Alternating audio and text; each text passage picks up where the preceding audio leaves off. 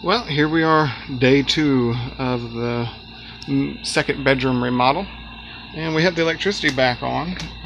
We were had it off earlier. We added some new plugs. We have so the one on the left is an extension of the old plug. You can see there's the box it comes out of. The one to the right of it here, this one right here, that plug is actually brand new.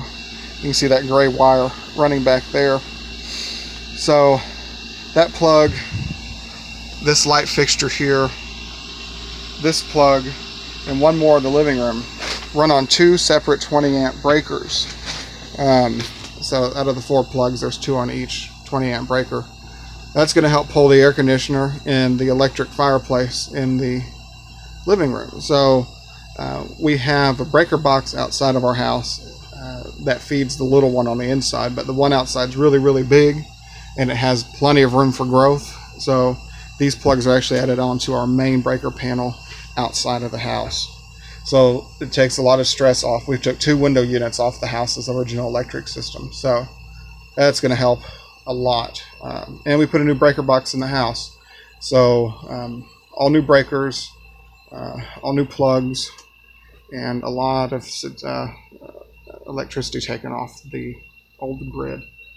We insulated the walls, the roof especially, so the roof had literally like a ½ inch of insulation in it. It's a 2x4 flat roof, so we put 2x4 insulation up there, and we it's like 6-7 times thicker than it was, and there's no electrical up there or anything. And then we put new ceiling panels on there. We're going to run a piece of trim down the middle. And then we reframed the exterior wall. The exterior wall was actually in good shape, but wanted it to be thicker, so we added 2x4s on this side, and then 2x6 insulation here because there's a gap.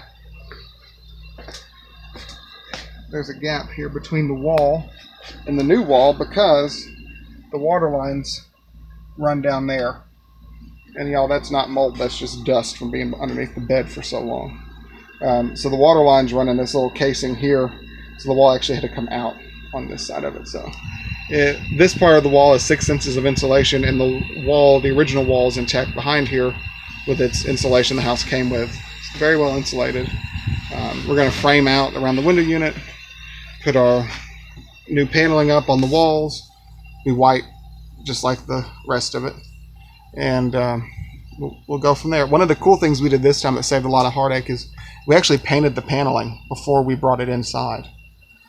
We put it out on the sawhorses, painted it, and now all we have to do is touch up the ceiling, not paint it. And we're going to do the same thing with the wall. We're going to paint the wall before we get it in here. It's so easy to paint on those sawhorses because you can be as sloppy as you want to be, and then you can just hang it up and caulk and touch up. Such an easier way to do it. Anyway, there we are.